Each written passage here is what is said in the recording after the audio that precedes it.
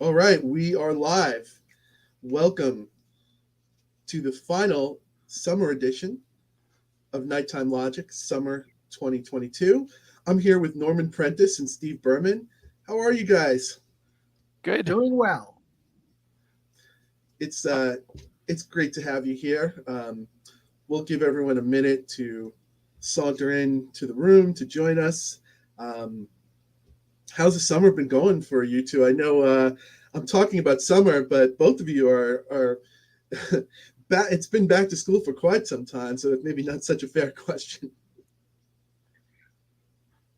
I mean, It's funny with teaching. This is my first summer after having a full year of teaching in a while, and I really I made myself make use of the summer, and we were making our students do that too. Like a lot of the juniors, they publish a book their senior year, so they had to Oh wow. really draft a lot over the summer. So I thought, well, to be fair, I have to do that too. So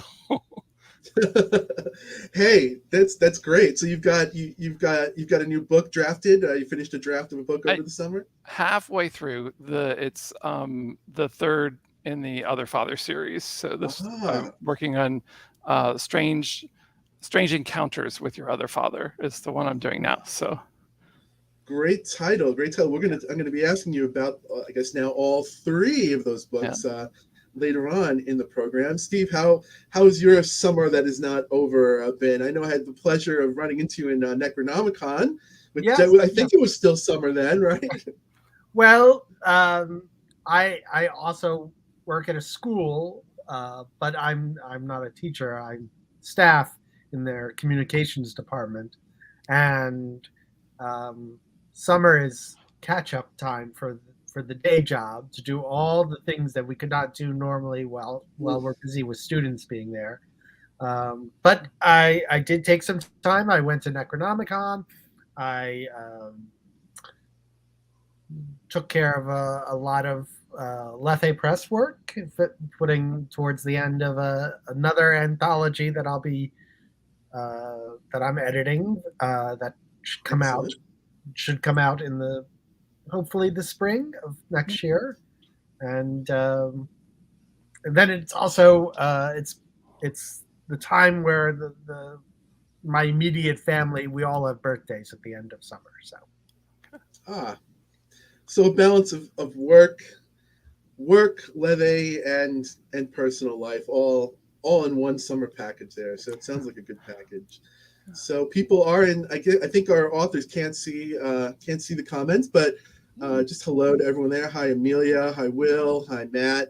Hello to everyone. Welcome. This is Nighttime Logic. This is the reading series named after the term nighttime logic, which is the part of the story which is felt but not consciously processed. I am your host, Daniel Braum, and I'm going to introduce our two guests tonight. Norman Prentiss is a two-time Bram Stoker Award winner in 2009 for his short story In the Porches of My Ears, which was published in Postscripts 18, and in 2010 for long fiction for his book Invisible Fences, which was published by Cemetery Dance Publications. He is the author of Odd Adventures with Your Other Father, Life in a Haunted House, and The Apocalypse a Day Desk Calendar. He won a Bram Stoker Award for his first book, Invisible Fences.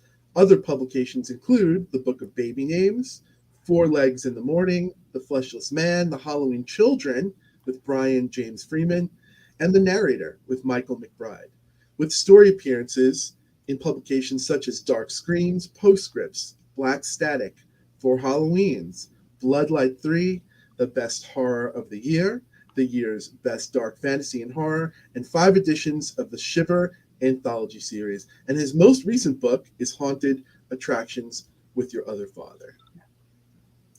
Welcome, Norman. good to be here. Thanks for having me. Yeah, it's great to have you here. It's great to have you both here. Introducing Steve Berman. Steve Berman has been selling weird stories ever since he was a teenager. He has published more than 100 essays, articles, and short stories, many of them dark and macabre. For his editorial efforts, he earned a Lambda Literary Award and was a finalist for the Shirley Jackson Award. His latest book, Fit for Consumption, is a collection of stories with queer themes and plenty of bite. He resides in Western Massachusetts and works for one of the more eminent boarding schools in the nation. Welcome, Steve. It's great to have you here, too. So welcome, Steve. Welcome, Norman. We're going to turn, by means of introduction, Norman, we're going to jump right into the readings. Tell us the name of the story that you're going to be reading and where it appeared. Yeah, it's called The Library of Half-Read Books, and it's in a charity anthology called Voices in the Dark, and it's the book is intended to help out with disability and mental health awareness. The editors are Alan Davis, Steve Dillon, and Eugene Johnson. All right, we're going to turn it over to you. We're going to be hearing from the story. Take it away, Norman. All right. Again, this is The Library of Half-Read Books. I should admit up front that I'll never finish reading this story. Everything I read remains unfinished. I own a library of half-read books, stories begun in earnest, a romance of opposites thrown together, a detective sifting through clues, the murder nearly solved, a future traveler finding a planet similar to her own, welcomed by its inhabitants, then discovering a horrifying secret. Who could resist reading further to find out how such plots might resolve? A chance meeting 10 years later? The butler? A cookbook? I'll never know. Let's not attribute it to procrastination or laziness on my part. My mind is always active. I read constantly, but I haven't finished a book in a long while. If we're honest with ourselves, we're all surrounded by stories we don't follow to the end. Don't believe me? Try the old game of watching passers-by from your seat at a sidewalk cafe or eavesdropping on couples at other tables. You think about their lives, imagine where they live and who they love. Remember, you're not allowed to follow them home. All you get is a glimpse as they walk past or clipped phrases as they stuff food into their mouths. It's always bland comments about their annoying boss or spouse or their adorable pet. Are we ever lucky enough to overhear someone plan a surprise party or a murder? He'll be so shocked, or she'll never know what hit her. In a section of a book I sampled recently, the main character strolls past a tragedy. The woman's walking along a city sidewalk and an ambulance looms ahead, parked at the curb with its motor running, red lights flashing. She was on her way home or headed to a party, so she doesn't really have time to stop, but she's intrigued, as anyone would be. A small crowd has gathered, and she considers asking someone what has happened, but she doesn't want to appear rude. From the nearby apartment building, a person is wheeled out on a stretcher, and that person is suddenly a local celebrity. Everyone's eyes follow the course of the gurney, and some spectators press forward, nearly blocking the path to the ambulance. One of them has an autograph book open to a fresh page, pen ready. They force their way to the front of the crowd. I followed your whole career. I watched you before other people cared, back when you were healthy. Paramedics act as bodyguards. They push the spectators away. The autograph book falls unsigned to the sidewalk. After the stretcher goes into the back of the ambulance, double doors shut like the curtain at the end of a performance. But the story isn't over. It might be soon, but the book's main character will never know.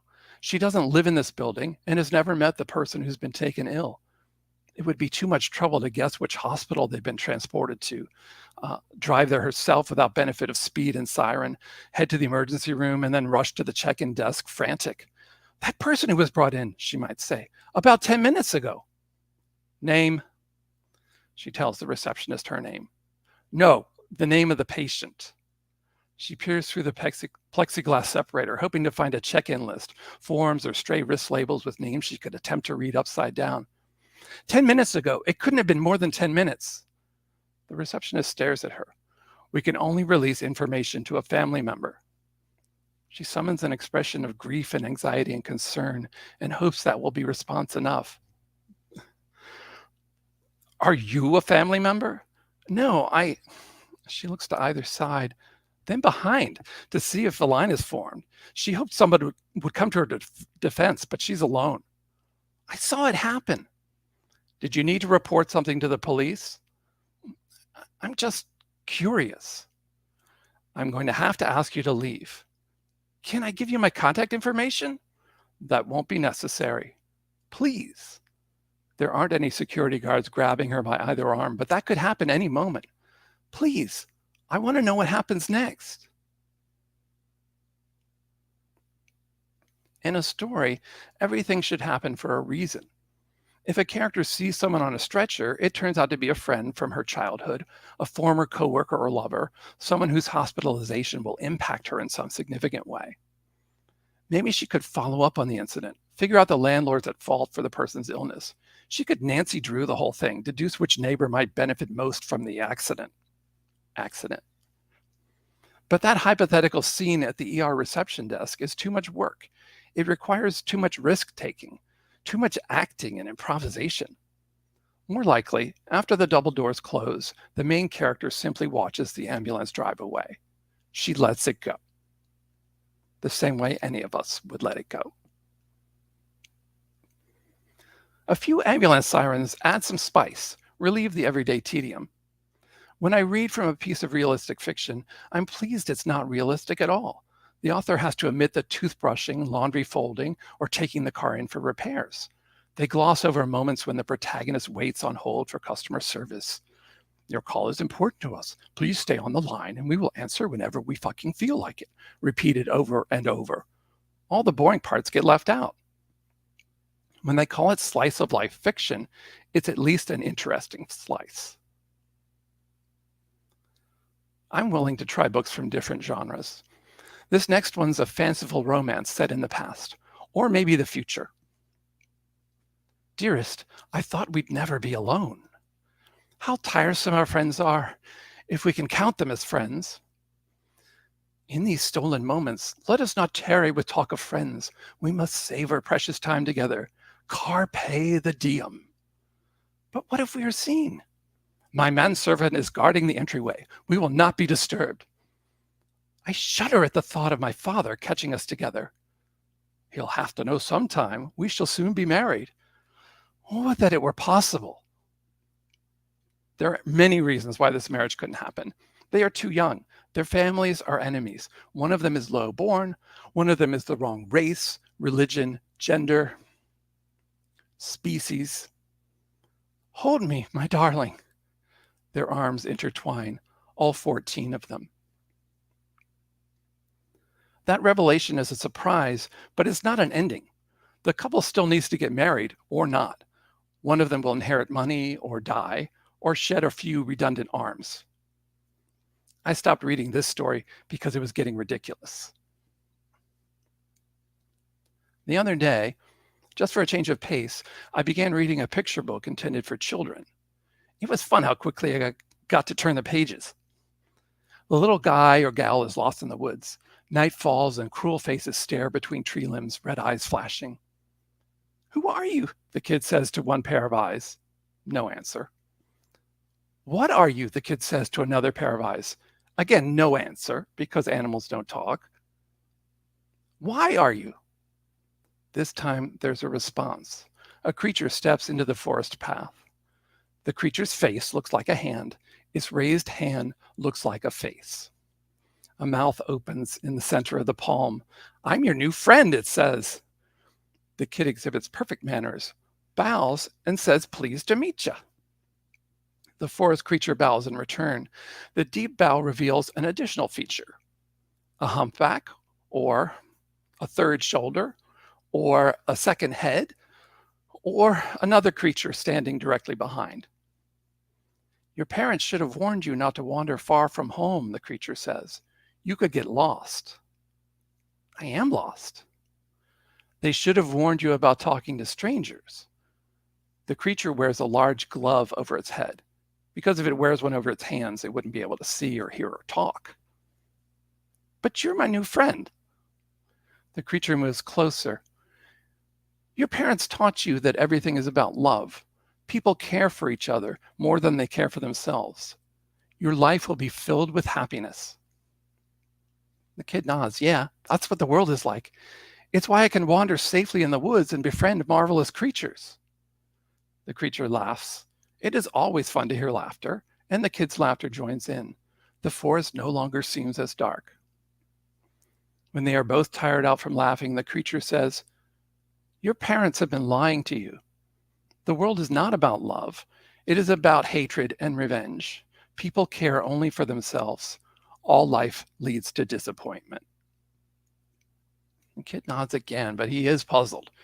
He has always believed his parents, but he also believes his new friend. They can't both be correct.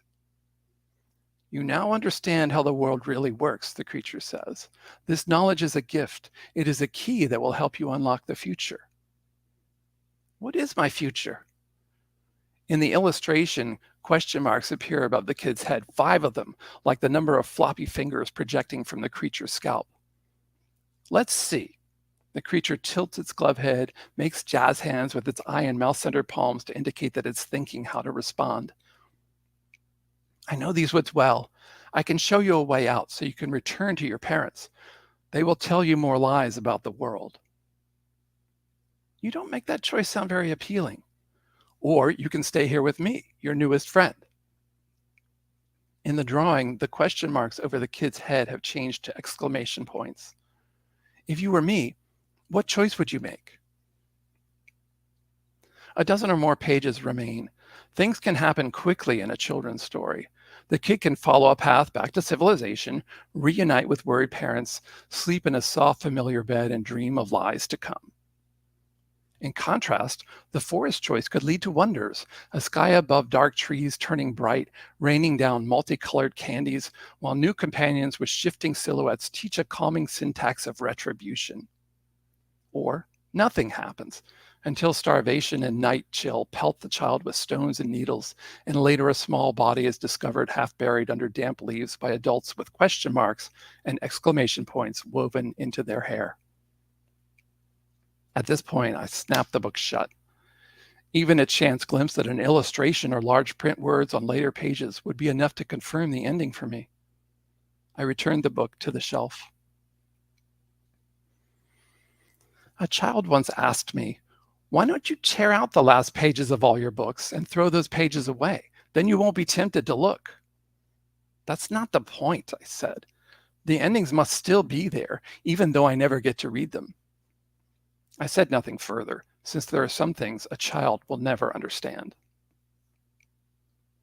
A horror novel would offer the best explanation. In one story, a married couple has moved to a new city. Both of them have flexible work schedules and can do their jobs entirely online. They were able to live wherever they wanted as long as the place had a good internet connection. They've made the wrong choice. The new house has a personality. Stairs creak without footsteps, lights flicker, kitchen or bathroom appliances turn off during use, turn on when nobody's in the room. The couple give the house the name of a mutual friend who couldn't seem to do anything right. So when a musky smell inexplicably fills the room, one of them might say to the other, "I don't think Alex has showered today." When an upstairs window seems to slam shut on its own, one of them would quip, "Alex is in a bad mood." The mood of a house affects the people who live in it. Doors slam on their own or not. Wood floors snap like slapped faces. Wind through window frames whisper cruel phrases like, "You don't understand me," or "You're being ridiculous," or "Be honest with yourself." Later, in the house alone, one of them delivers a monologue of regret. "I should have been nicer to you. I never realized you were," choose one, "sick, mentally ill, easily bruised." At some point, the person is no longer alone. A spirit appears in the house named Alex. The spirit floats closer. As with many spirits, its gossamer body is like a book raised in the air. The haunted person speaks aloud as if reading from a page. It is unclear if the words are quoted from the spirit's mind or if they're invented by the haunted reader. "If you wrote the ending, you would know what has happened to me. Yet my fate changes as you read or listen or speak. Here is the page. Here is the written resolution. Read it." The horrible language is inscribed on the parchment of the spirit's body. Head to toe is a narrative. The transparent face is a text, a grinning skull beneath, a brain cradled under a bowl of bleached cartilage. Synapses fire across gaps, typing a Morse code simulation of personality. Perhaps it is a forgiving spirit. The occupant of the house named Alex moistens a fingertip, reaches forward to turn a delicate page, and screams, turns away.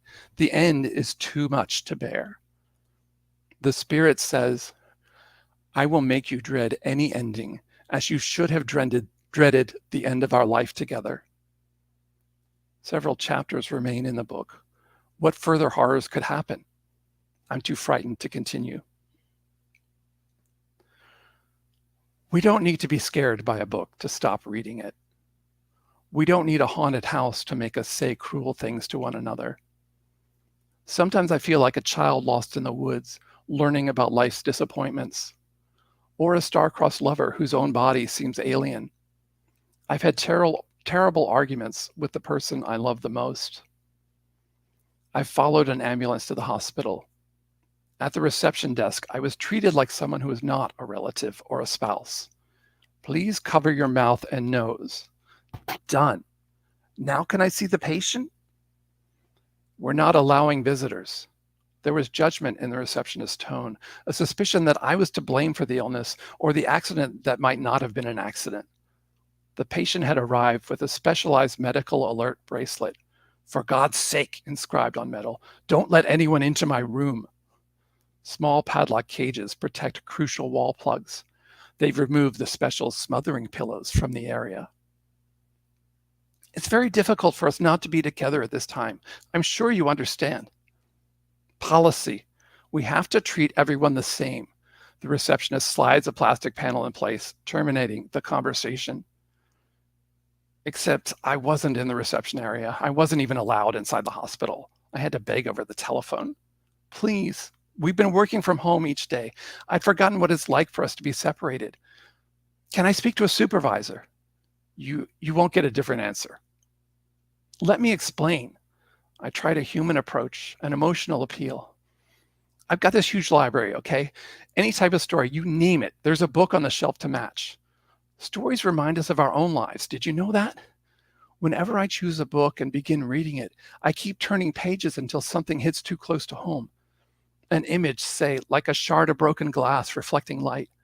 A plot device like a late-night telephone call or an old letter hidden at the back of a dresser drawer.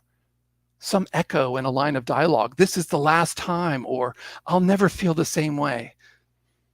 That's when I have to stop reading. It's too painful. Silence. Then, we have to keep the lines clear for other calls. Do you? I'm telling you about the loss I feel, the haunting that grows for me, the same way that a story moves forward. Shouldn't that explain why you should let me visit? I need to be close to the person I love the most. For the safety of other patients, we can't allow that. But I have to know how this ends. None of us know. Actually, I didn't get through to a receptionist. The recording said, your call is important to us. Due to high call volumes, there may be a long wait. Be aware that by order of the governor, hospital and nursing home visitation is currently prohibited. We recommend that you consult our website for further information.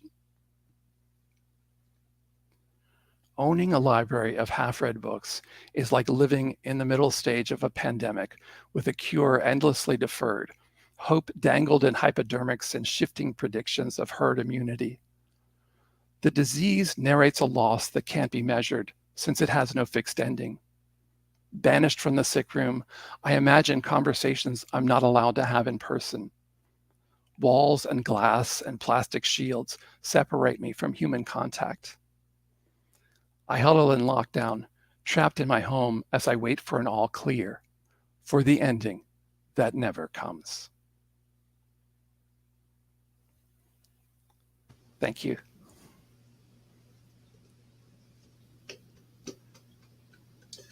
Thank you so much for that great reading, Norman. That was Library of Half-Read Books from the Voices in the Dark anthology, which It's a charity anthology. That's correct? Yeah, yeah. Yeah. Tell us about how did this story come about? When did you write it? I mean, I think it's pretty clear I wrote it during lockdown. Maybe back when it was a little scarier than it is currently, and I think also back when we weren't necessarily allowed to visit people. The other thing that was going on at this time is I was teaching remotely, and one of the things that I mean, you hear different people saying philosophies about what's going on with what our kids are going through, what our students are going through. And one of the things that they said is that it was just harder to concentrate during the pandemic because you didn't have the same kinds of interactions, and so even like your alone time, where I would say, oh, I would love time by myself, where I had to stay home and read. They were saying that people were having more trouble finishing books, and that it was maybe more advisable to assign shorter readings or be more compassionate when people couldn't concentrate on finishing like a full novel for next week's class or that kind of thing. And that idea like stuck in my head, that is this, because we see as writers, we see reading as an escape, and what if we can't really escape? What if we're trying to read these books that would be our way into another world, and somehow it doesn't count anymore, the same way that a Zoom screen doesn't entirely count for an interaction with other people. So that was where it started, and then I just kind of sat down with what kinds of stories would I give partials of, and how would they connect to each other, and also how does that kind of affect to unfinished stories that we hear in real life, which, I mean, that's always fascinated me, just that that people walk by and you just don't know. Yeah, I really like the way that that you did achieve that. Like even like those subtle or not so subtle signposts, like oh, this is in slice of life stories, all of it gets left out, or at least it's a slice of the interesting parts of life, and then you give us these interstitial spaces that even in themselves are so horrifying, like the part just not being able to reach the person on the other side of the glass. And just we've all felt those sort of frustrations. And then we get the creature, the woodland creature, telling us, no, okay, this is how it really works. And the moment that struck me as horrifying was like when the narrator of that particular section was like, wait a minute, how can both of these conflicting things be correct? And that's a different and effective sort of horror for me, for sure. Thank you. Thank you so much for reading it. You're no stranger to short stories. You mentioned in your biography you've had your short fiction has appeared in I believe it was 5 editions of the horror anthology series Shivers from Cemetery Dance. I know those are a blast for a pass, but I wanted to ask you about a couple of those stories if you're up for it. Sure. I hope I remember them.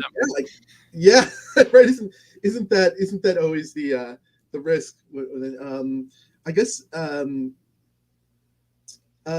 most recent. We'll start with the most recent one. I think it was Shivers 8. Was the Dungeon of Count Verloc. What can you tell us? Set up that story for us.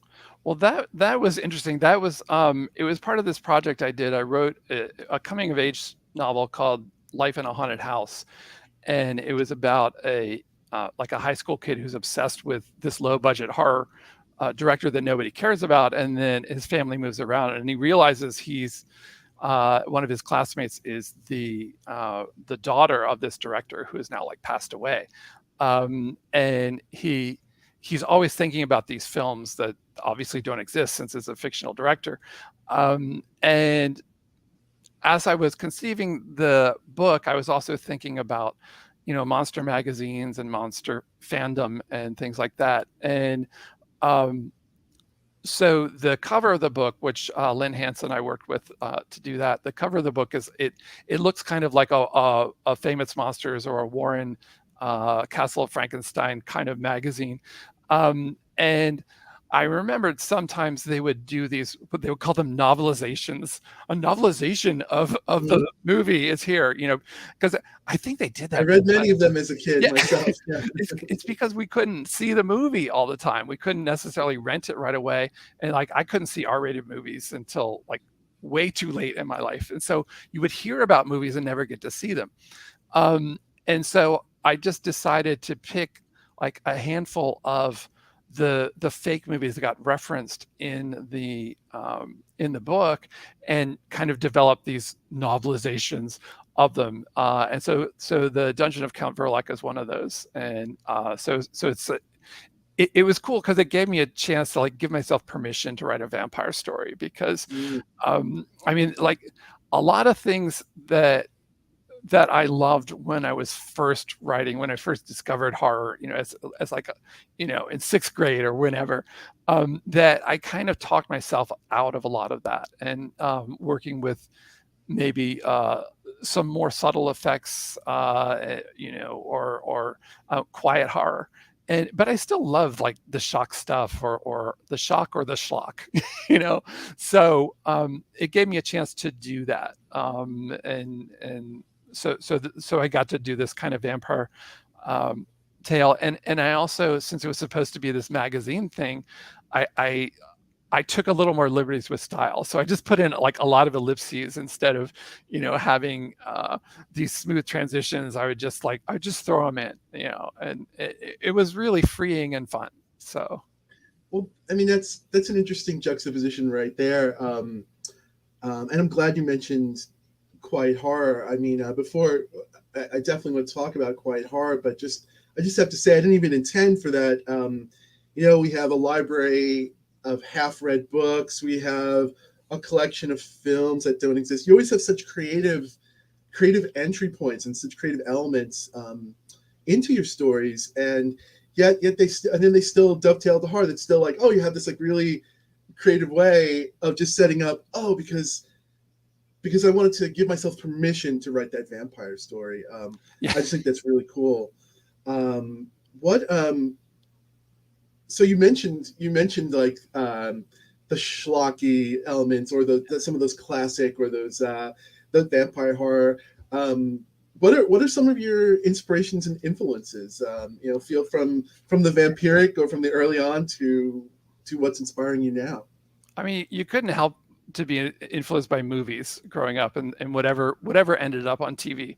And I think, I don't know if it's like my generation. I think some people from my generation, when they finally got out of what they were stuck while they could see, like gore and more violence, that kind of freed up a certain kind of writing, of just going for like splatter, or going for like intensity, because all the good stuff, I would say, was kind of left out on the TV cuts. They really would just edit them down so they were kind of tame, or at least not too frightening. I mean, so some people would go in that direction, and I think the quiet horror for me is, no, I actually kind of like the edited stuff, and kind of wondering what's outside the frame, and the camera cutting away just when something horrible is going to happen. I think that kind of got ingrained into my aesthetic, and I didn't fully recover from it. And I guess I don't mind, Yeah, it's not something you need to recover. I mean, you do it to great effect. When I think of quiet horror, in addition to short fiction, you do write long form, which we're going to talk about your novels. But I wanted to talk to you about your novella, Invisible Fences, which is definitely a quiet horror. And it's not something any of us need to recover from. What can you tell us about the quiet horror and the approach to Invisible Fences? Yeah, I mean, the interesting about that one is that one was a slow burn, and it I'd spent the summer before. I was talking earlier, maybe before this session started, about kind of summers when I'm teaching during the year. And if I have just like 2 months, I just really had to like hunker down and just write like a fiend just to get stuff done, because the teaching would take over a lot of my kind of writing and editing energy during the year. And I'd spent the whole summer writing a novel that wasn't very good. And then, and that was after I'd done the same thing the summer before. Like I was just writing a lot, but it was kind of like right when we get near the middle of August, I'm like, I don't really like this, you know? And so with Invisible Fences, that summer I sat down and said, okay, I'm just going to write short stories this summer. I'm not going to do long form. And I sat down and I kind of caught the voice and the concept, and it ended up being a novella. I mean, not a novel, but I think it was a better kind of long form start for me to do that. And it was a lot of it was autobiographical with names changed. I mean, the main character is Nathan and not Norman, but and it's one of those things. I've told people that maybe it was like 80% autobiographical when I wrote it, and now it's like 90%, because I'd written a version of my dad that was kind of a little over you know, having memory issues and having like some strange behaviors. And I feel like and I never let my dad see the book, because it was maybe a little meaner about my mom, who, I mean, I love them both, but but I never let my dad see it.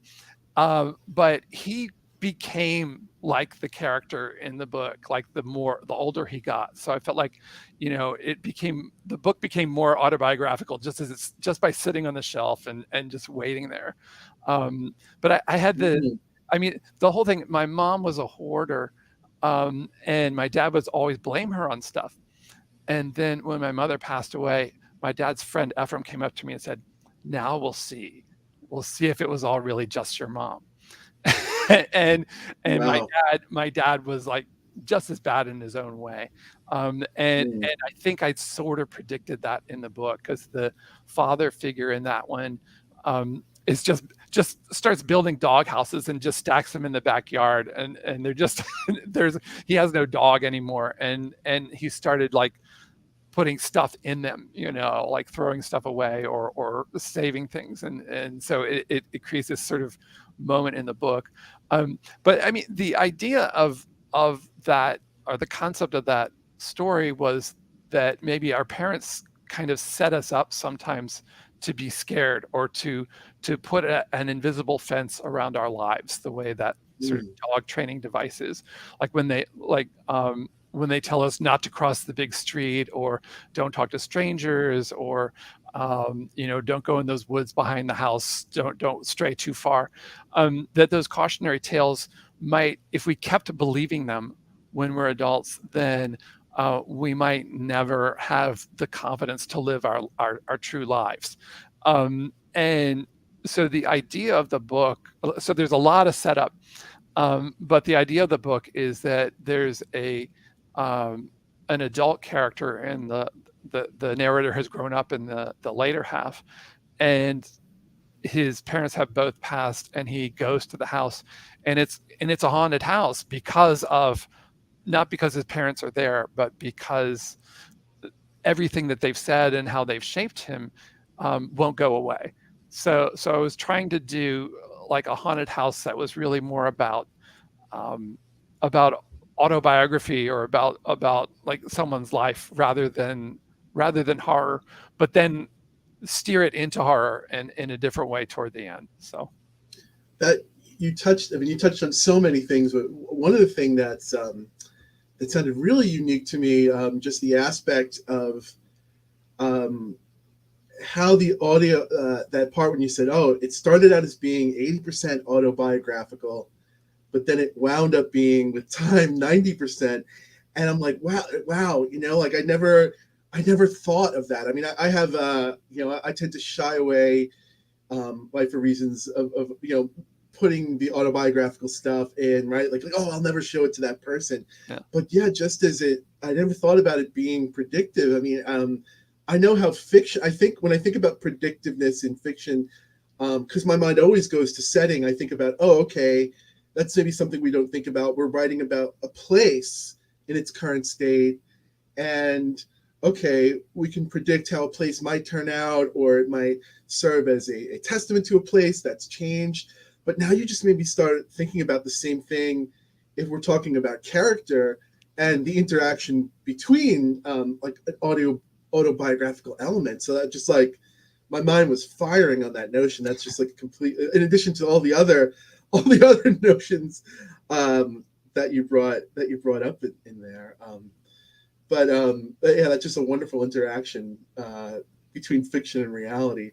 Yeah. I wanted to ask you another interaction. You've also done collaborations, at least a couple of them that I know about. One of them was The Halloween Children with Brian Freeman. How does it differ for you? What is it like writing such a project in a collaboration? It's interesting. It's kind of there's a different excitement with it because you know what you would do if you wrote the next part, but you don't know what the other person's going to do. So it's always So exciting. is that how it goes? Like it's so I mean it's all different ways for collaboration, but this collaboration was around Rob, like your part, his part, your part, his part. Pretty much, but I think Okay. you do sort of have to make divisions, and I think when somebody sends you their piece, then that it's also a good like different kind of deadline because you're like, oh, now I have to live up to what they wrote, and then and you know then I get to rest when I write my part, and so it goes in a different kind of rhythm. But so with Halloween Children, we had. You know, at least initially, we had a pretty solid dividing line that I was going to write one character and Brian wrote the other, and so we had two voices Okay. and switched back and forth. But then, as the book started moving, like I mean, he also he and his wife had their first child during the writing of this, and so I think there were sometimes like miscommunications, and we'd write over each other and then have to fix it later, and it was all Mm. like it was fun and challenging, but I think what happened at one point is we started having the confidence to kind of switch and write each other's characters a little bit and then send it on like, oh, you're busy today, I'll write the wife's Okay. scene, and then you Brian it up for me, and then and he do the same for me. So it was really kind of fun. I mean, the only thing I think there's a level of trust that goes on there, and I think I mean I trusted Brian. I'm not sure he trusted me because he kept saying like I want more of a plan of where this is going, and I said no, we're just putting down landmines, we're putting down bear traps, and I know how it's all going to go off at the end. And so it's like trust me, um and and I think it came out in kind of a fun way. It's that's a little less quiet horror. It's still maybe a build up, but I some gruesome stuff happens in there, and I can't say that none of it's me. Right? I think I did some bad stuff in there. So I like to collaborate, but I like the way that you put it. Like, no, we can't plan this. We're just, I know how it all goes off, but I'm just throwing bear traps at you. That sounds both, to part of me, that sounds absolutely horrifying. And to the other part of me, that sounds completely fun. yeah. Writing, dodging bear traps. So with the rest of my time, I wanted to ask you about the two books, Odd Adventures with Your Other Father and Haunted Attractions with Your Other Father. So these are novel length. These are longer ones. What can you tell us about the characters, their abilities, and how that affects the story? Yeah, it's that one, it's weird. I almost feel like there's something not in the events, but just the essence of the book. I feel like that one's maybe even more autobiographical than Invisible Fences, in the sense that part of it, I mean, it's about a relationship and about it's a queer road trip adventure with with these two characters in the 80s, sort of traveling and fighting monsters and homophobia, I guess.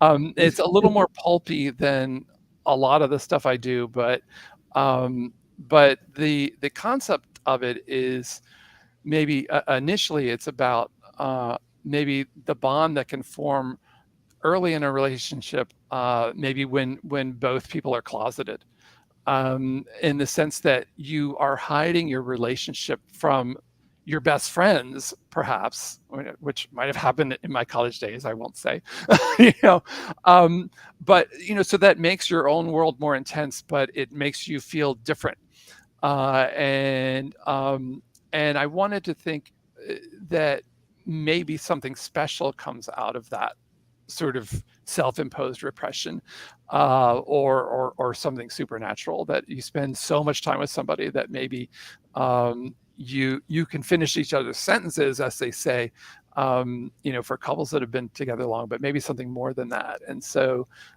in this one, that there reaches a point that Jack is able to project images into Sean's mind, and that's like the supernatural hook of it. And I've said this before. It's kind of based on, I had this idea reading Jane Eyre. There's this whole book. It's like they hint at supernatural stuff, and there's nothing supernatural in that book, except for one moment at the end when the Rochester and Jane are far apart, but she hears him calling her for help, and it's like, there's no telephone. How could she, but she hears him in her head.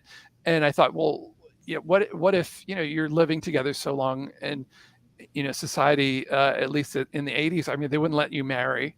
They wouldn't validate your relationships, so that maybe you could get a compensatory supernatural gift, which maybe is also kind of a curse, because the other hook for this is that Jack can send images into his partner's mind, but they must distort reality in kind of a horrific way. That's the way his imagination is most receptive to that.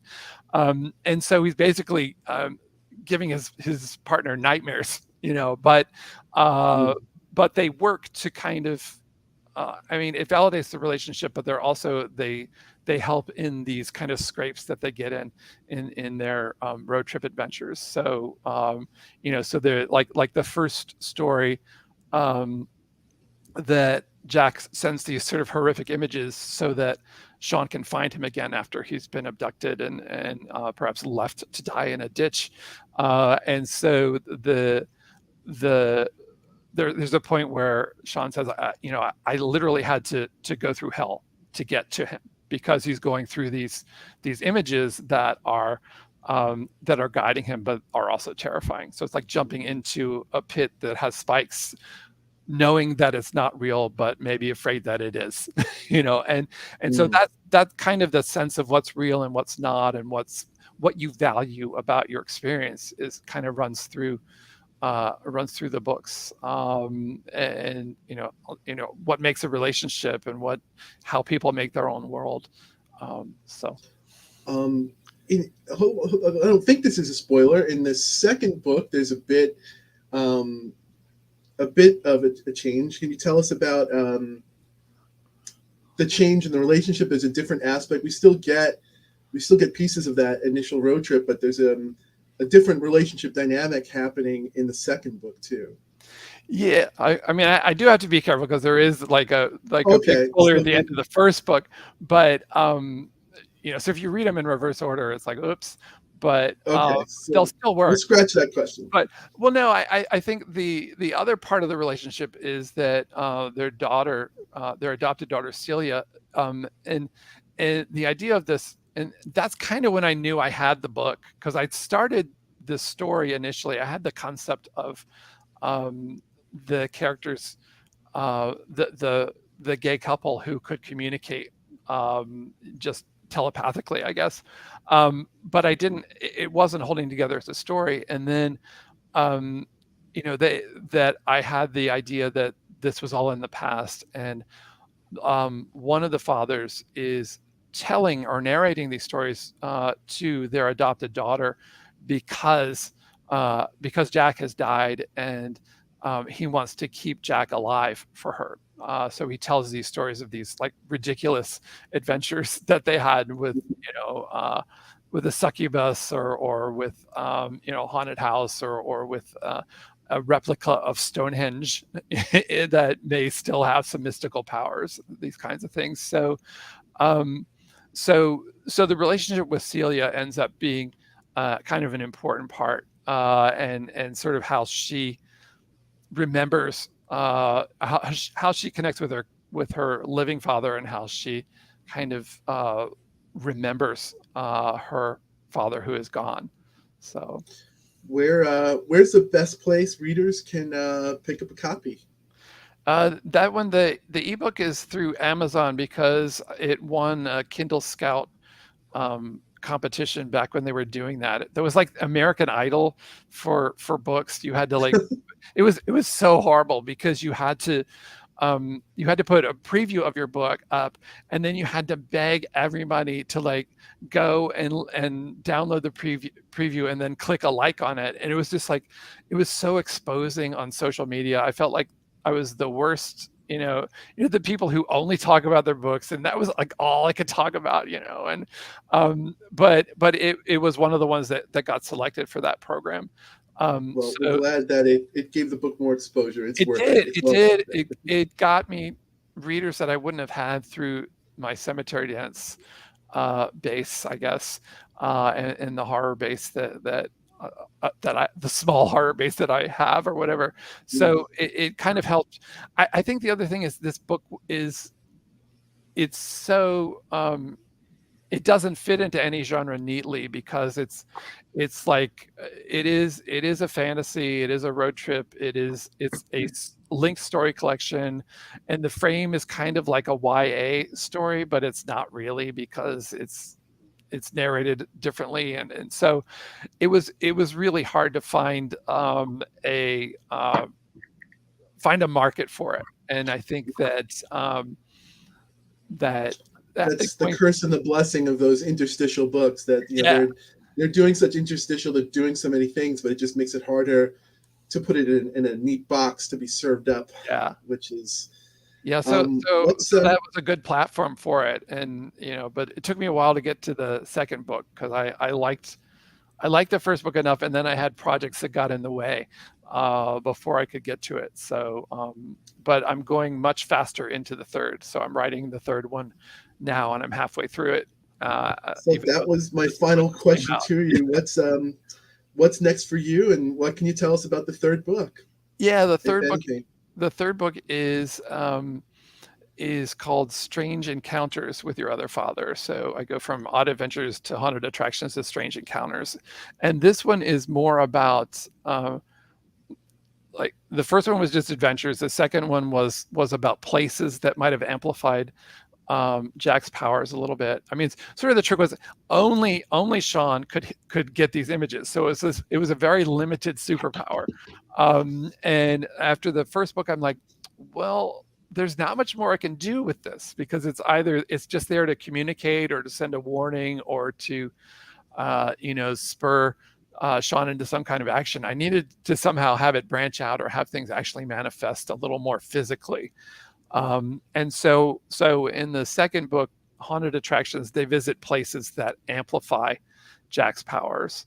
And in this next one, it's more about visiting people who amplify the powers. So maybe a magician, or a spiritualist, or a quack, a quack demonologist or something.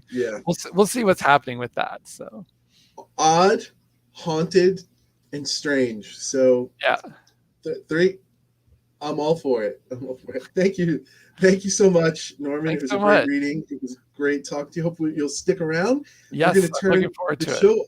We're going to turn the show over to our conversation with Steve, who in the I'm not sure if you've been watching in the background there. We've been having a secondary window, a little subplot of which of the new cat overlords were we seeing in the background there, Steve? Oh, that was his Damon lordship of BB, and he was trying to. I really felt bad, like I was like, "Wow, Norman, you've got the perfect poker face," because here I'm seeing like my cat get into trouble, like touching an expensive piece of art that has no glass, and just to get and all that, and I'm like picking him up to move him. So I was looking like if I could. Is that what I have to do? Make the art exposed to get my cat to perform on camera? They'll never perform when you want them to. But we're moving on to the second half of our evening tonight, and we're gonna have a reading from Steve Berman. Steve, which you're gonna be reading from Fit for Consumption. I'll try to I have a copy of the book here. I would. Which story are you going to read? Well, I would love to read my my award-winning story, but apparently it hasn't been written yet, and thus I have not won the award. It just hasn't won the awards yet. So I'm going to read stories entitled "His Mouth Will Taste of Chernobyl." And deals with the lovely toxic masculinity of fraternity houses and Greek life. And with that, take it away, Steve. Over to you. All right. Pledges are not permitted to walk up the steps to the front porch and walk in through the front door of the fraternity house. We have to enter through a small side door and do so one at a time, each answering a question posed by the brother inside. We're segregated because every day we're told pledges are just 3/5 men until we reach initiation. Last night it rained. It's always raining warm water in New Orleans, but the city never smells clean. And I stood outside getting soaked as Carl recited the hometowns of every brother. Tonight, I'm asked how many chapters of Zeta Psi there are. It's 88, which also happens to be the atomic number of radium, decaying and toxic radium. Being a pledge is often a tiresome meme brought to life. My unease at being asked an easy question grows as they herd us, not into the living room as so many times before, but before the bar.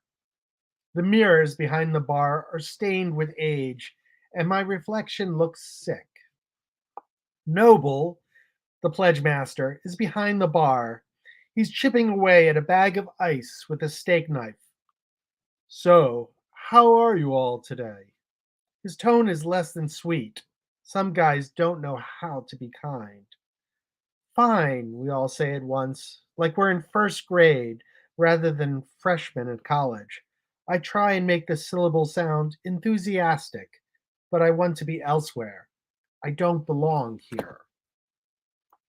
New Orleans lured me, then lied to me. My father spoke as if the city had been a sweetheart of his. He loved his alma mater more than my mother, and I find the entire state stifling like the shacks at summer camp when I discovered, surrounded by other boys, how much I wanted to push one into a dark room, form a knot with our limbs, take kisses. And afterwards, the boy cried, and as I wiped at the tears with my thumb, he told me he felt shame for what we'd done. So you've been pledges for 3 weeks now, not quite halfway finished. I bet you're pleased with yourselves. And he stabs down hard so the knife remains vertical in the ice. His t-shirt is wet, maybe with water, maybe with sweat. I can smell anxiety leaking out of the other pledge's pores. So, if you're so fucking proud, tell me, why then, one of you was caught not wearing his pledge pin? On your very first day, we gave you those pins to wear. He taps his beefy chest with 2 fingers to show you belong to us. Confused, the other pledges look at one another. I know what happened. Noble's glaring at me. I take a step forward. I'm not intimidated by any of them, especially not him. I was in the shower. Noble takes a chunk of melting ice and throws it to one of the brothers lurking around us. We said pins are to be worn at all times. I love how you boys are watching me at all times. The things you must want me to do. Noble grabs me by the arm. The brothers rush me, topple me. One holds my head against the floorboards, his hand so hot against my skin that the ice another brother presses against my ear is welcome. But I know what will follow. One of them tells me not to struggle, not to move, or it will be worse. I swallow the bile rising in my throat. The ice doesn't numb the earlobe enough, and I feel the dull post of the pledge pin prick my skin, and I do struggle. The real pain begins the moment before the brother straddling me sucks in a breath. I hear each and every one of them, their heartbeats racing, their mouths panting like exhausted dogs, and a thumb presses against the cheap enamel on the front of the pledge pin. The metal post tears the delicate seam between earlobe and cheek. They offered a rag to bite down on, but I refused it. I saw one of them wipe down the sloppy bar with that rag. Instead, my teeth grind. I hear a brother curse, being struck by my foot. I'm thrilled. The pain radiates out from my ear to all the plates of my skull, to my jaw, and I'm sure the blood is trickling through the brother's fingers, trying to keep my neck steady. They have to push the pin through cartilage, they tell me, because I moved. Before they release me, Noble says, Now, Sippy, you won't forget to wear your pin again. His face is close to mine.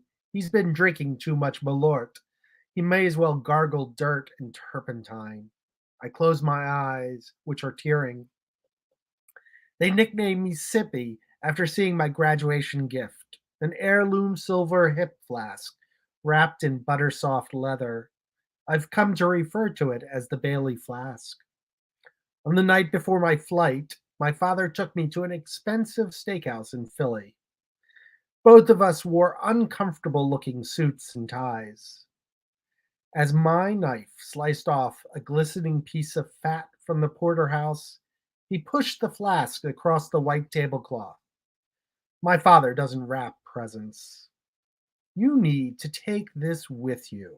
It's been in the family for generations. I took it to Princeton. Where you're going, you'll definitely need it. The metal felt cold, damp also, so I wiped my fingers after picking it up. No matching cigarette case? Or am I just supposed to be a lush? With your vocabulary, I'm surprised you didn't score higher on the SATs. He took hold of my hand and pressed hard at the wrist bones. Now listen to me. The flask will help you make friends, but you are never to drink from it, ever. I didn't wince then. My tolerance for pain has grown over the years. Yes, taboo. There's an SAT word for you. Doubtful. He let go of me. Don't hesitate to offer someone a drink. Use the flask. It's how I met your mother. And because I wanted to look like I had money in the bank, even if it was only my father's money, I did.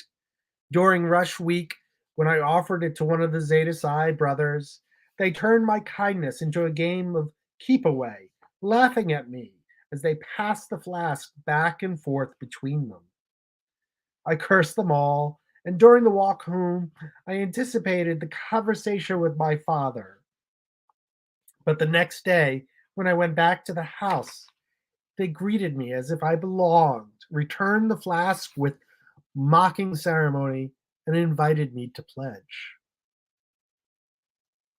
On my feet, I wipe my eyes with one hand. Someone snickers because of my tears. One of the brothers jokes that he surprised my ear wasn't pierced already.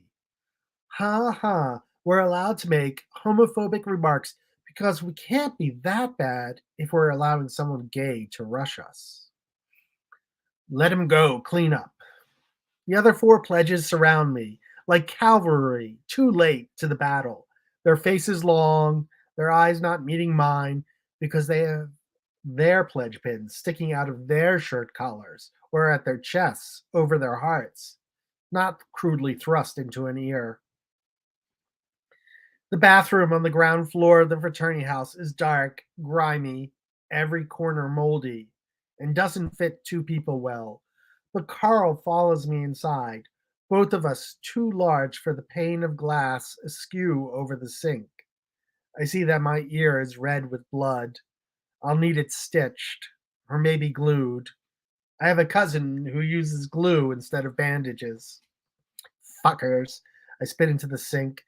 The froth lands on a bit of dried shaving cream and hair. All you need to do is impress them, and then they'll forgive and forget. Carl turns the cold tap. Do you keep your pin clenched between your teeth when you shower? I peel off my shirt. The top bar of the Tulane T is ruined with bloodstains, and I snag my ear, which rekindles the pain, and begin yelling and cursing and trembling. Carl helps by calming my flailing arms, takes the wadded ball of shirt and holds it under the tap, presses the whole against the raging side of my head. None of them ever interrupted me showering, but from now on, yeah, we all will. He always talks with a cautious manner. Otherwise, I would think he's suggesting I'd welcome the intrusion. I look pathetic. The dirty mirror is not flattering. I feel both ridiculous and remorseful.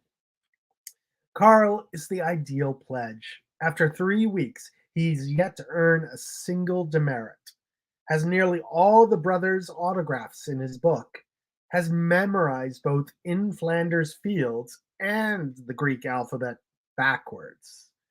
He yearns to be a Zate.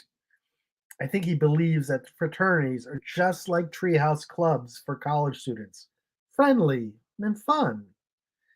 I pledged because my father's college ring, with the golden letters Zeta and Psi set in onyx, outlasted his wedding band.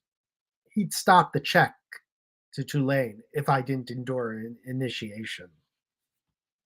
After a rapping on the bathroom door comes, Sippy, come on out, and what are you boys doing in there? Carl frowns. I don't think he's gay. He told me he thinks one of his uncles might be, and that he's bothered that neither of his parents talked to the uncle at all. Carl has manners. Is the least selfish person I know.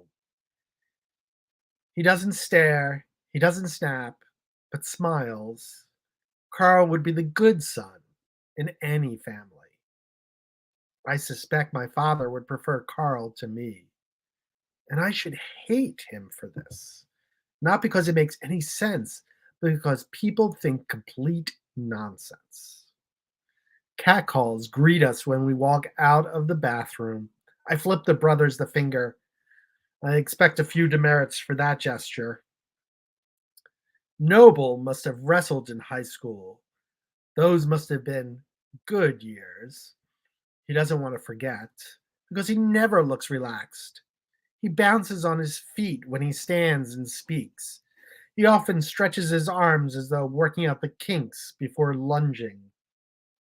His hair is buzzed to a sharp edge, which looks severe when he stands near Carl, who has black curls prone to tangling when he sweats. Noble's nose is thick, at odds with his smooth jawline. I wonder if he kept the uniform, if it hangs at the back of his closet. Sippy, where's your pledge pin? I take the shirt away from my ear. Here, sir. And your cup, Sippy? All the brothers love the conceit of the flask, so I have to carry that with me every day, too. I slide it out of my back pocket. Right here, sir, warmed by my ass. A lie, actually, as the Bailey flask never gets warm. None of the other pledges gives lip to the brothers, and every time I raise my chin, meet their eyes, and offer a snide remark, the others wince, anticipating abuse. Noble laughs. The slap of his right hand against my face stings, but nowhere hurts as much as my ear. But the humiliation makes me nauseated, my legs weak, my arms bereft of purpose. I don't want him to touch me again. I have to lean against Carl and hope that none of the brothers notice. The Bailey flask thankfully distracts Noble. He unscrews the cap and sniffs the odors of hometown bars. My favorite. You thought ahead. Very good pledge. But I'm neither mindful nor attentive. It's the flask, filling up with whatever its holder craves most. My love for chemistry began with magic tricks. In junior high school, the science teacher turned worthless pennies to silver and gold, created a cloud in a bottle, started a fire with water. But nothing I've seen before compares to the flask. It should hold 6 ounces. I've seen it pour, pour, and pour even more. And it only makes sense when you're truly drunk. Noble is from Chicago and boasts about the local schnapps, Malort. I'm told every semester he brings back to school a couple bottles. No one else willingly drinks it. The brothers make pledges, stomach the awful shit, which tastes like toffee scraped from the floor of the men's room, and lighter fluid, and rye bread burned to metallic from the toaster. Noble smirks, shoves the flask at one of the other pledges, and adopts a little girl's falsetto. Drink me! And the boy does not hesitate to accept the flask and take a sip, because we must do what they tell us. We have no choice. Being a pledge means never refusing whatever they ask of you. We are told every day of the wonderful reward awaiting us, as long as we always say yes. And because the pledge wants to please Noble, the flask remains full of Malort, except for me. I'm the only pledge that can say no to him.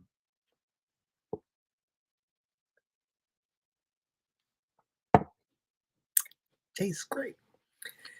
We're dismissed at 10 o'clock. Before we leave, Ross, the fraternity president, stops me by casually pressing fingers against my bare chest. He has a nickname, but none of the pledges can address him by it. He has no neck, and his face looks like he's eaten a ghost pepper. Sippy, go to the med center. But remember, a steady house is built on tight lips. I struggled to keep from laughing at Ross. The time to be afraid I would walk into the provost's office and say I was hazed was gone the moment they tackled me. I nodded in agreement, of course. On the walk back from Broadway Street, where most of the Greek houses are, to campus, the other pledges worry over having to have their pins on them at all times. They glance at my ear, they mutter, they whine, they ask me again and again to tell how I was found by Noble, who wanted to surprise me with a 6 a.m. inspection before classes began. We were warned of the pin's burden when the brothers pressed them into our hands, but now the other pledges look at the one in my ear, the ones pinned to their clothes, as if they are radioactive, cancerous. Your ear will get infected, one tells me. He puts an arm around me and pulls me in close, as if to examine the damage. I feel him brush his lips against my neck as if he's really trying to kiss me there. I'm so worn down, I don't push him away. He's the pledge that drank the malort. I can smell it on his breath, which is barely hotter than the night air. His fingers grip my upper arm, slipping underneath the shirt sleeve. A fingernail scratches the tender skin, making me shiver. You're drunk. My mouth is so dry that the words come out less an accusation than an excuse for me to submit. Drunk straight boys never know when to end their teasing, or when their teasing becomes my fault and thereby a temptation. I'm not even attracted to this one.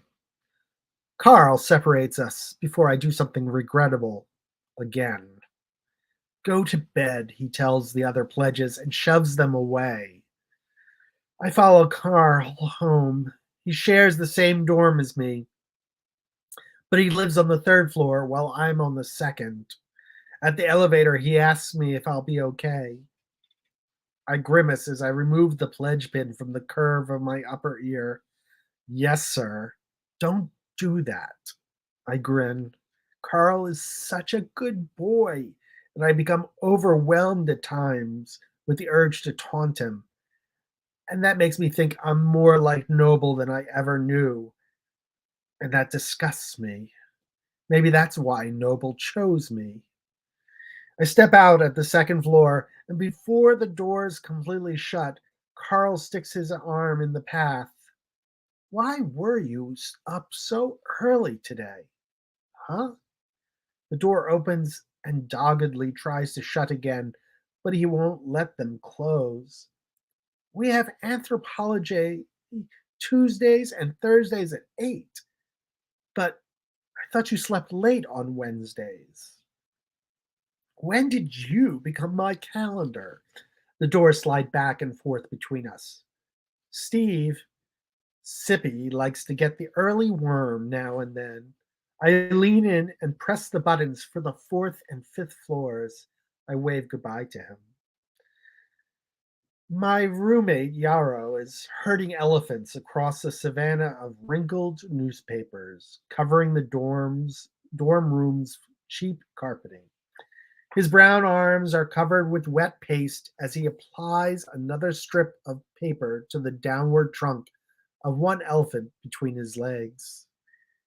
He looks up at me, must see the inflamed ear, and starts to get up, but I shake my head and gesture for him to remain on the floor. I'm going for a new look, I say. Battered chic. Were you disobedient? I was stupid. Yarrow earned a scholarship that brought him from Costa Rica. I can't remember the town and don't even know the country's capital. To study environmental sciences. He carries himself with a confident, straight edge that guilts me into being extraordinarily ethical when around him. He's a vegan, so I can't bring myself to eat even pizza when he's there. He tutors Spanish for free, and ours is the only room that hasn't hosted the pothead down the hall and his stash of purple kush. Yarrow marches. He belongs to groups my father would never donate to, which makes me admire him even more, while feeling exhausted by his endless integrity. The elephant piñatas he's been working on for the past few nights might be for a protest against ivory sales, or campus Republicans, or both. I should know, but a good roommate should know these things. Of course, he thinks fraternities are terrible things, even if they do recycle beer cans and bottles. I don't think he's wrong. He moves the bucket towards me. I'll listen while you help me. but I'm not in the mood to confide in him any more than in Carl. I sit down across from him and dip a torn strip into the watery paste. You know that raw flour can be as much a hazard as raw meat. Unlike your friends, I don't drink just anything put in front of me. Yarrow adds to the elephant's round torso. His ragged t-shirt looks stiff in spots from spilt paste. They're not friends. Well, maybe one. I like him. Yarrow smirks. His eyeglasses begin to slide down, and I push them up to the bridge of his nose with a tacky finger. Don't say it. He shakes his head. Having a crush on a guy is probably the worst reason in the world to join a frat, other than your father extorting you. I grumble something about him and tree hugging. I think I want to make these very American. Yarrow stands and walks over to his desk, where he finds a rag to wipe his hands. Keep working. Isn't it unlucky for the trunk to point down? He carries back a pair of scissors atop a stack of salvage magazine pages, all slick and sliding. Blues and whites and glossy reds. He cuts a page into many thin strips before efficiently curling each strip by pressing it against one blade of the scissors. Adult male elephants are solitary. A full-grown male can weigh around 500 or 600 kilograms. And no, I won't abandon the metric system for you. He dips one end of the curled paper into the paste before securing it to the piñata's body. The males are happy to roam about all by themselves, unless it's mating time. You think I should avoid other guys unless I want to fuck? Maybe when you weigh 600 kilograms, but I think there are some in your frat who should be kept at a distance. The brothers hate the word frat. We learned the first week that no one in a fraternity, or rushing one, ever abbreviates it, a show of disrespect. Every time I misspoke and uttered frat, any brother within hearing distance would go to the nearest tap, fill a glass to the brim with cold water, and empty it with one toss right at my face. By day 5, if any pledge said frat, we were all splashed. I can't stop myself from frantic blinking whenever I hear the word. My phone giggles, the sound of a text message's arrival. There are several unread messages. We're not allowed to bring our phones in the fraternity house. Are we good? Are we? We good? I tap away. My bloody fingerprint is on the phone now. I'm curious if Noble will respond to that. I add, bastard. Got carried away. Sorry. Are you hurt? We good? Do elephants ever get drunk? I ask Yarrow. His laugh is a rumble, as if he has a stomach full of rocks. Not in the wild. All the stories about elephant eating fruit that's fermented on the ground are just that. Stories. You know chemistry. It would take days for the fruit to really ferment, and any animal nearby would eat the fruit before then. And think how much alcohol something the size of an elephant would need to get drunk. I answer Noble with, yes, sir. Good. A drunk elephant would be a terrible thing. A drunk and horny elephant would be a monster, he says. I turn to Yarrow. He stares up at me and adjusts his crooked glasses. I think your ear's bleeding again. I look to see if I have any glue in the drawers of my desk. A crust of dried cyanoacrylate has dried unbreakably around the nozzle of the tiny tube. I grab scissors and a washcloth and walk down the hall to the communal bathroom. I let the hot water steam the mirror and drench the washcloth. I wipe the glass clear and see in the reflection the back wall of the shower stalls.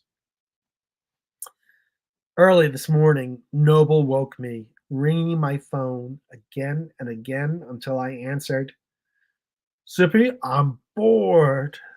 He couldn't speak the truth, that he wasn't bored, but was restless. I couldn't forget or forgive what he had made me do 2 days ago in his bedroom.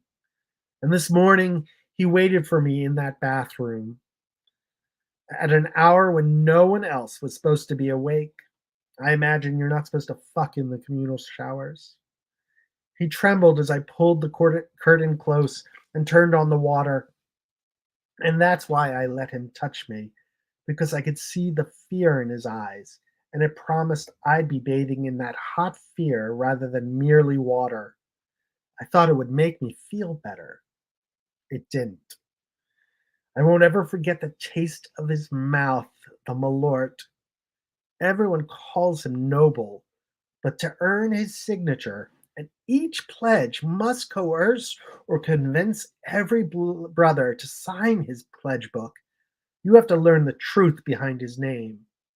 How he challenged the fraternity brothers in his days as a pledge to a drinking contest, shot for shot, and not a single one could handle more than 2 tastes of malort. The story goes that after the contest, his breath smelled so rank that the nearest brother vomited all over the bar. The beginning of a disaster. One brother after another succumbed to the inevitable rise of acid and bile, half digested pizza, and too much liquor, and heaved until the atmosphere in the room was almost toxic. A Chernobyl that left part of the house uninhabitable for days.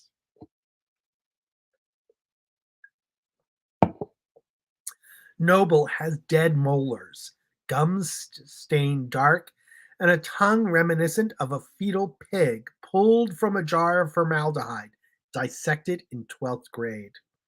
Kissing him makes me gag, but he only wants to kiss at the very end when he's close. I muffle his groans with my mouth over his.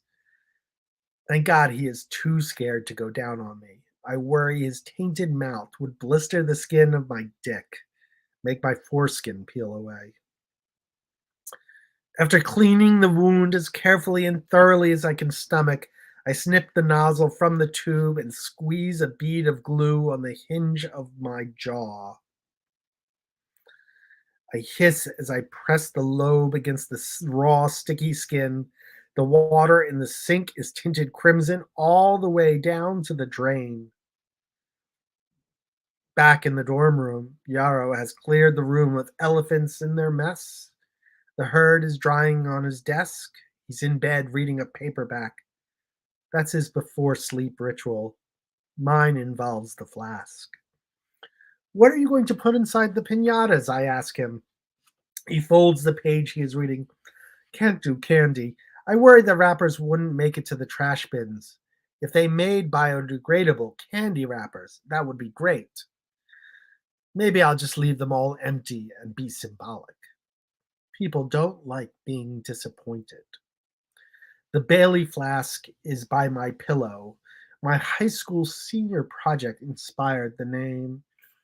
Students could research and present on anything that happened in New Jersey, tying it into history or culture. While reading old chemistry books, I found out about William J. A. Bailey and Radithor. Bailey was a Harvard dropout, but that didn't stop him from referring to himself as a medical doctor. He founded a company that sold amber glass bottles of water with a tiny bit of radium isotope, with labels promising perpetual sunshine. It was the Viagra of the 1920s. Really, one filthy rich idiot drank a bottle every day for years to add some pep to his step and kick to his dick. When the man lost his jaw and died after a long and painful stay in the hospital, he was buried in a lead coffin because his corpse was so radioactive. Bailey's patent empire crumbled. The FBI eventually released the story that the Soviets found Bailey in Cuba teaching at a medical school. He triggered Geiger counters, and so they executed him as an American Cold War spy. I think of all the people who wish that radium water would cure all their illnesses, solve all their problems. Science as a miraculous, magical cure. As I push open the trapdoor at the top of the ladder, a moist, thick heat trapped within the attic overruns me. The outside daylight seeps through the oddly peaked roof of the fraternity house, enough that I can find the dangling cord of a single bare bulb. One pull, and I see the attic is really an unfinished elevated crawl space. By the time I worm off the last rung and onto the floor beams, my face feels like a windshield in the rain. Carl climbs after me. The brothers ordered me to retrieve last year's Halloween decorations, but Carl volunteered to help. I almost wish he hadn't, because there's not enough room in the attic for the two of us to move about comfortably. He ends up on his hands and knees beside me. The cardboard boxes I brush with one hand are mottled with mold and coated with dust. I reach blindly into one box and pull out a cheap plastic devil mask, the scarlet streaked with thick crud.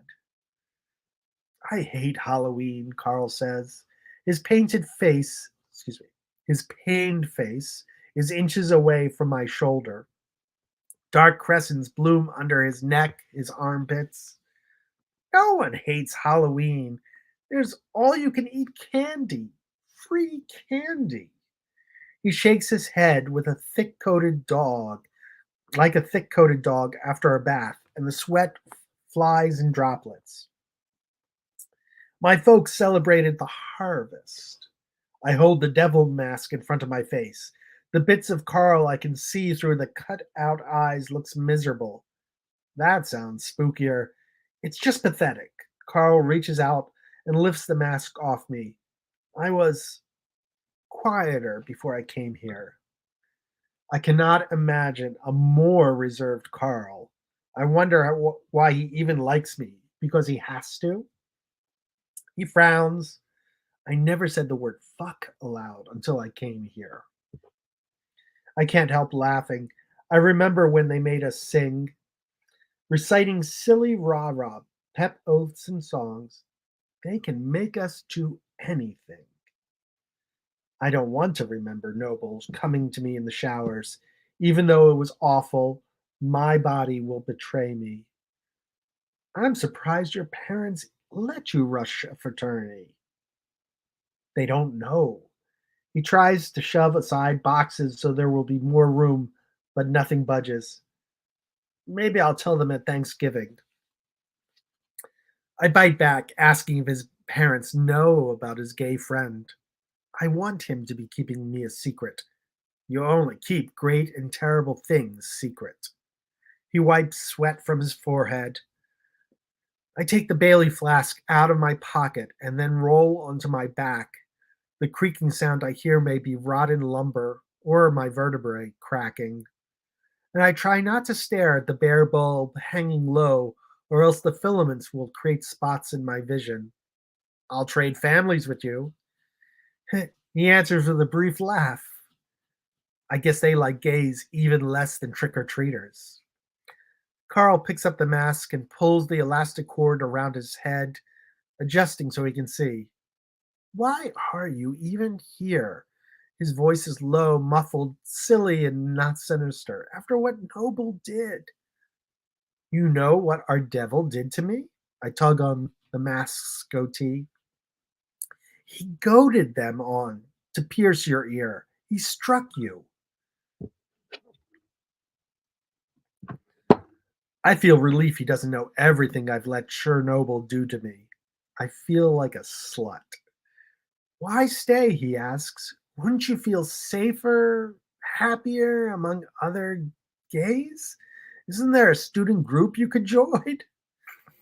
In high school, my only boyfriend outweighed me by 50 pounds. He would dance on my feet. I'm not talking being clumsy at prom, but me sitting on the sofa, and when he came back from getting one of his dad's beers from the fridge, he would step onto the tops of both my feet and do a little two-step until I begged him to get off. That's horrible. I think horrible has become my type. He shakes his head. No wonder you would want to trade families. Your father, my father, was disappointed that I couldn't get into an Ivy League school. He didn't laugh when I told him that Tulane was the Harvard of the South. He's paying for all this because I agreed to become a Zate, like he was. If I go home, he'll test me, just like the brothers do every day. Secret handshake, reciting the motto, all the bullshit that pretends to be liberté, égalité, fraternity. He moves closer. I'm sorry. The apology is sincere. Carl can only be sincere, and sincerity is like makeup, making everyone look prettier, especially around the eyes. I don't want him to catch me staring into those eyes, so I ask, want to see a trick? I hold up the flask. He nods, and the devil mask slides up and down his face, making me chuckle. Here, take this. Close your eyes. Think about what you're really thirsty for. He holds the flask in both hands, almost as if praying. Now go ahead and drink. He pushes the mask up so he can take a sip. It's cold, he says, almost as a question. He swallows more. Cold water. That's crazy. And that's magic. He pours some out onto his palm and shows it to me as if I need convincing he's telling the truth. Honest, the flask is magic. When you hold it, whatever you crave pours out. Though it doesn't work for me. Not that I know what I want. He laughs at the trick, tilts the Bailey flask until he's convinced the flow won't cease. He pulls off the mask and lets cold water run down over his sweaty face. This is amazing! I watch as he crawls to me, and I hold a breath as he moves over me. The friction generated could power 1,000 electric turbines, more than all the world's nuclear power plants. His head knocks against the light bulb, and I'm afraid it will break and shower hot glass over his unruly hair. I grasp a handful of his sweat and water-soaked t-shirt to pull him away, and he falls atop me. His damp face slides past my own. I can smell the chemical tang of his deodorant and the sweet scent the shampoo has left on his hair. Carl, it's only a trick, I whisper. He stares at me. Steve. His face is so wet, and drops fall off his nose and chin to strike my skin, and my mouth is open like it's time to catch the first snowflake. Then he presses his lips against my own. He's not a good kisser. His tongue is kind of all over the place, sloppy, and he's dead weight, pinning me down. I open my eyes and watch him as my fingers peel at the back of his shirt. One goes high and strokes the sweat-slick skin of his back. The other goes low and reaches past the waist of his jeans and grabs his ass through the cotton of his boxers. He moans into my mouth, a sound I've never heard him make, and I have to echo him. Our crotches rub, and I guide him to grind again and again. I move my face so I can nip his cheek, suck on his ear. He finds the saltiest part of my neck and just clamps his mouth tight there. Please, I mutter into his ear. Not really sure what I am begging him to do. Or maybe I'm asking permission because my hand finds its way beneath his boxers. When I touch the furry cheeks of his ass, I feel him shudder. I know what he's doing is all it takes for me to soak my own underwear and jeans. He remains atop me for several minutes. I rest my lips against his forehead and rub his back and think back to what happened at camp long ago. I worry what will happen when he lifts off me. There's no grace in moving about in the cramped attic. He rolls off. He's out of breath, yet winces and arches his back and finds the flask beneath him. He hands it back to me. We should. He licks raw lips. We better bring those boxes down. Just bring them all down. We can't go down there looking like this. They'll know. I realize Carl has never ever thought about the shame you wear after sex. Even if you were still dressed, you have an aura, often tangible, breathable, of messing around with another guy. He stares off at the boxes. Maybe there's something here we can hide ourselves with.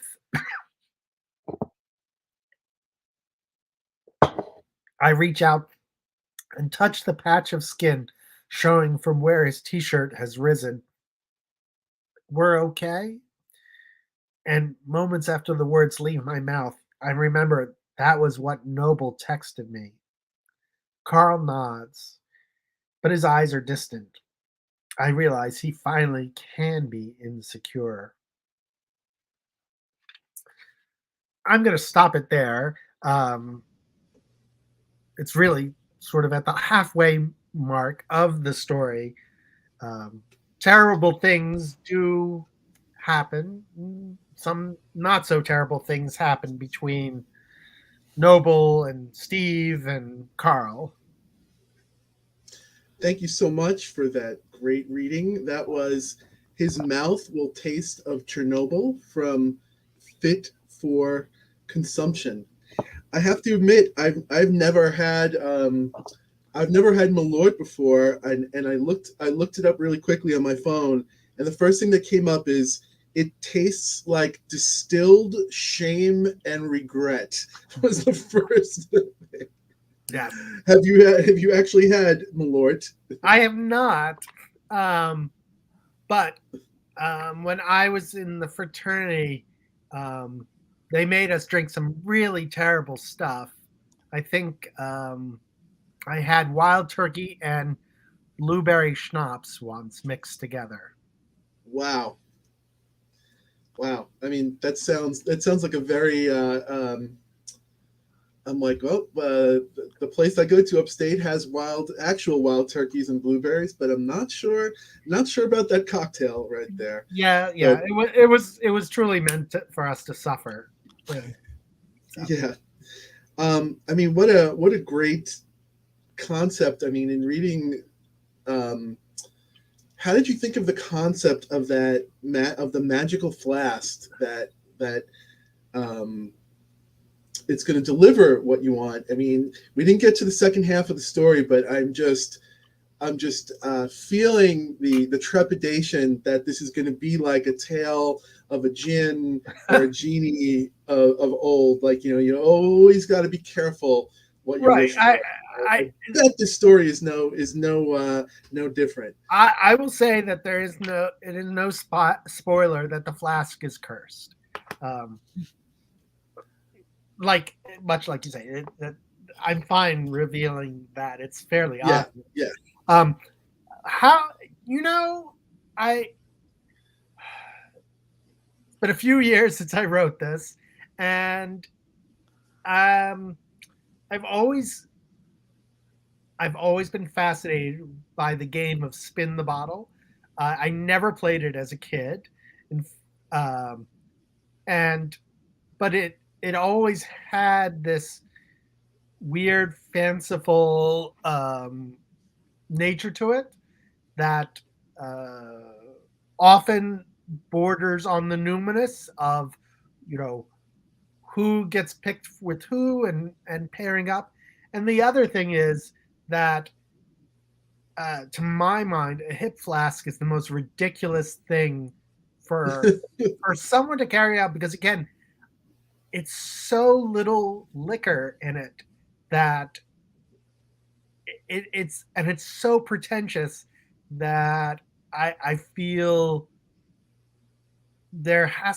my mind wants to create a rational reason for having a hip flask, and the only one could be that it's a magical device, because it just it makes no sense to do it. And I think and even my cat, who is washing himself, oh no, I should be going the other direction. Yes, there you your go. cat, he was making an appearance in the background there. Yeah, for sure. he's the true star of the show. So your characters are not they're not quite out of childhood yet, but the story does capture those you landed on one of the horrors of childhood, I guess, to continue on the mythological terms. Will it be the lady or the tiger, so to speak, in the game of spin the bottle? And will it land on Chernobyl, or someone whose mouth will taste of Chernobyl, both in the frat boy nickname and in the malort absolute grotesqueness of the description that you depicted there. I think the only other horror of childhood that could be more severe is pledging. It's amazing. I mean, these are not children because they are young adults or teenagers, depending on their age, but it is such a horror. My high school, which is even before college, had sort of fraternities that were just glorified gangs, and they had pledging, and it's just amazing.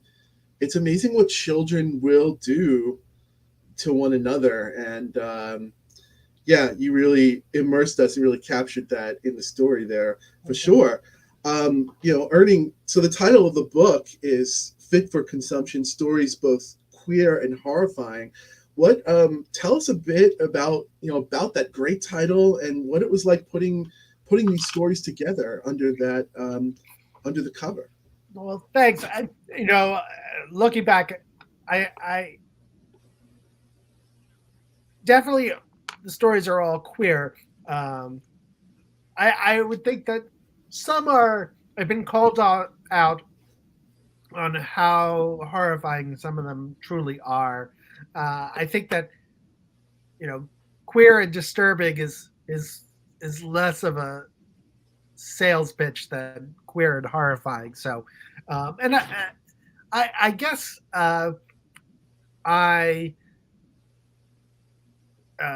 ever since I've came out and fully embraced being gay, I realized that I've become just exhausted and tired of seeing heterosexuality in everything, and so there's no reason for me to write any.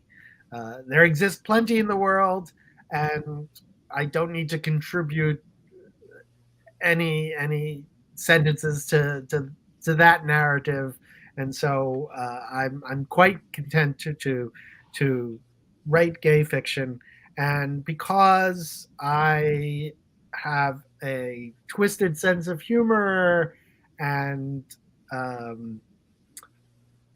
I like my characters to be deeply flawed. I think that weird fiction and some horror appeals to my sensibilities.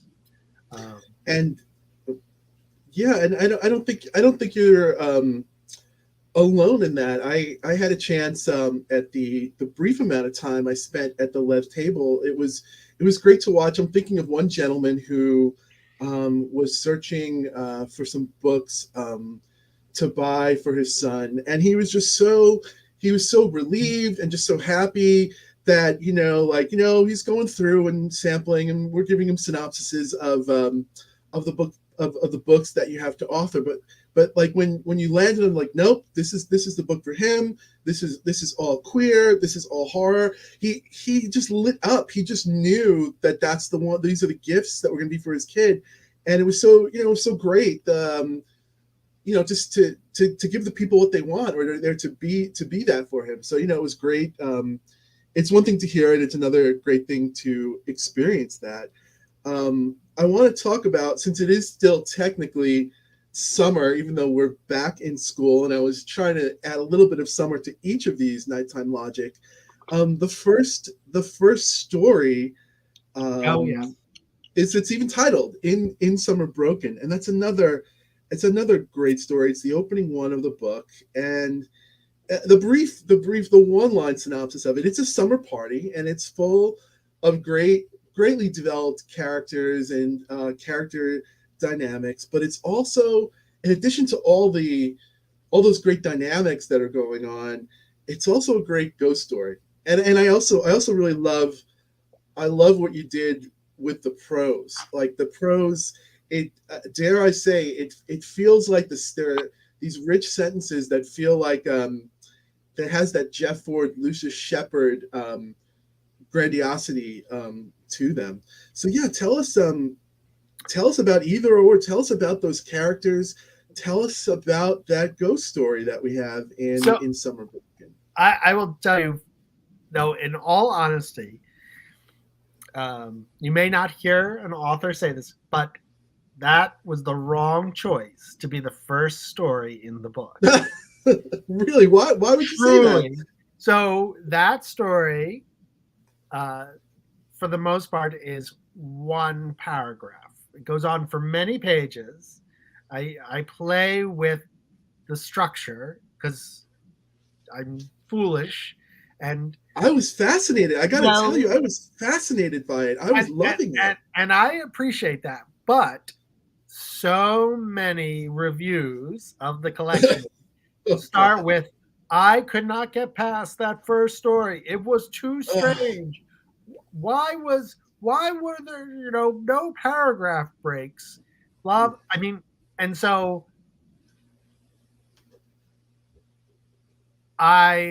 in retrospect, I should have done for commerciality,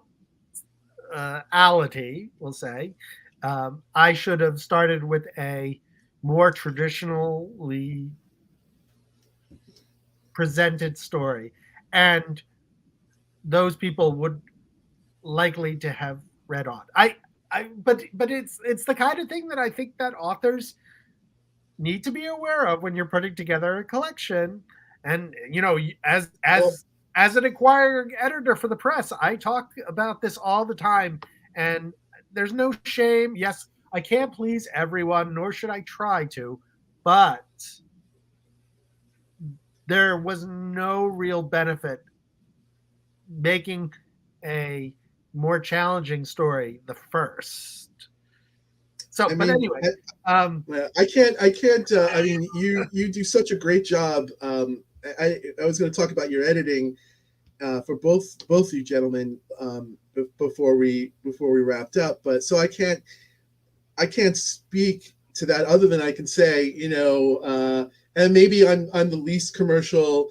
I'm like I don't know I wouldn't know commercial if it hit me in the head, but I could just say, like for this reader, for someone who craves a challenging story, who craves that kind of story, and to see that was the first one, it had the opposite effect. I was like, all right, I do appreciate that, and I'm proud of the story, but I am aware of the anyway. So but it's a great ghost story too. In addition to being just really a challenging, exciting what you've done with the prose, it is a great ghost story. Driving. Tell me about. So I drive when I'm coming home. I live in a very rural part of Western Mass, and most of my friends live near where, basically in Amherst area or in Northampton, and I live near Vermont state border. And when I would come driving home from hanging out with them, I always I hate driving the highways. I like driving back roads, but the back roads are really dark. there's almost never any cars on them, except I would see cop cars parked, etc. And just while I'm driving, my brain is constantly coming up with story ideas or fiction because there's nothing else for it to do. Certainly not pay attention to the road.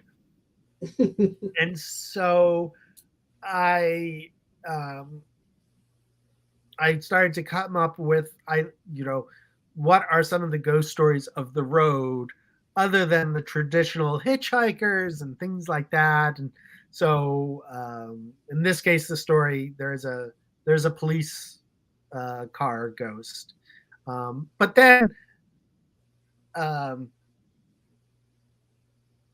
not all the stories are metafiction with characters named Steve. I needed characters, and I wanted to do um, 4 gay friends. Some are partnered, and what if they were the popular kids? What would still be what if you remove popularity as an issue for a gay college student and high school student? What are the interpersonal dynamics uh, that that rise to the surface if that lid has been taken off? And so it's about them and about interacting with each other is as much a haunting to them as any old ectoplasmic ghost stuff. Yeah, I thought it was great the way you did that. Another story I want to ask you about. It's also technically a summertime story because it does have the line, a great line in the very much the beginning. Summertime has crept into the asphalt and wants to make the air dance, which comes from the beginning of a story you almost read tonight, which was the Unwelcome Boys, which is the original story to the collection. That also is a story. It's set in summer because it's set in a summer camp, a wrestling camp, and it also has a lot to do. Very different kind of interactions, but I'm seeing just that theme of all the different character interactions and dynamics. But tell us about the Unwelcome Boys and the supernatural element in that story. So it's originally I conceived I was trying to work on this story that involved a kid who had some sort of eating disorder. I once worked with a coworker, and her nephew would come into the office, and he was a high school wrestler, and he was the one who told me about high school wrestlers and eating disorders and how he would try to see how long he could get a Hershey's Kiss to melt in his mouth to distract him from hunger. And it was like all these ridiculous things that, as someone who is not athletic at all, I had no knowledge of. And my original story threads none of them ever made it to the finalized story. There was like a haunted ice cream machine, and then there was a witch in the woods, and then there was someone eating pine needles, and there was at one point the 2 boys that were flirting with each other tried to eat each other, and it was just it made no sense, and it was just ridiculous concepts. And I realized that none of this was working, and so I just stopped, and I just started writing based on things that mattered to me more. And so I wanted to write about a wrestler who was starving himself to make weight. And Mm-hmm. when I spoke to other real wrestlers, what I thought were the stakes weren't really authentic, and so that whole line of thinking just went to the wayside. And I will say the thing about Unwelcome Boys that I learned the most was that revision is both a beautiful and destructive thing, that I threw out stuff that I never thought I would ever throw out because I originally thought it was great, and that I was constantly having to do this. And uh, it was the longest story I've written since I wrote my novel like 14 years ago. And so Mm. this was it's really I guess it's a novelette. Yes, because it's the short. The process, it sure paid off then. I mean, you always, as a fan of the work, you're like, oh, what hit the cutting room floor? But I got to tell you, what remains is a really effective and haunting story, both in the verisimilitude of the athletic aspect and the wrestling, and also in just delivering, a really haunting, weird tale that's going to stay with you. So but you also mentioned. Oh, go ahead. You're going to talk more. So anyway, I will just, so for the viewers, it's about a boy who goes to a wrestling camp, and he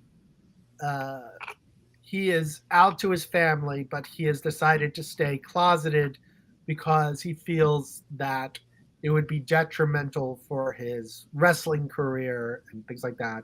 And he goes to the wrestling camp, and there's another camp going on at the same time, as often happens at these places.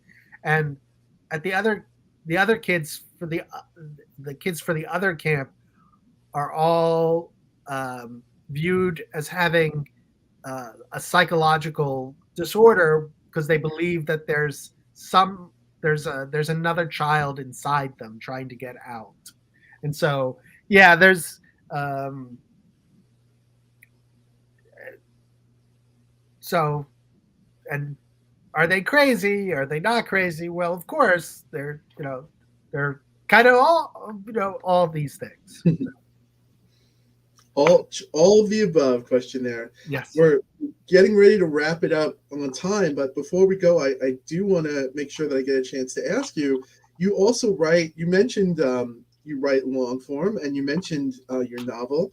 You recently reissued the novel Vintage. Can you tell our listeners and tell people a bit about that novel? Well, so back when I was in my 30s, I wrote a novel, and I wasn't writing it specifically for YA, but my best friends are YA writers, so I sort of moved into that, and I finally sold it to a gay press, and then they published it, and then they folded their fiction line, and then I reprinted it myself.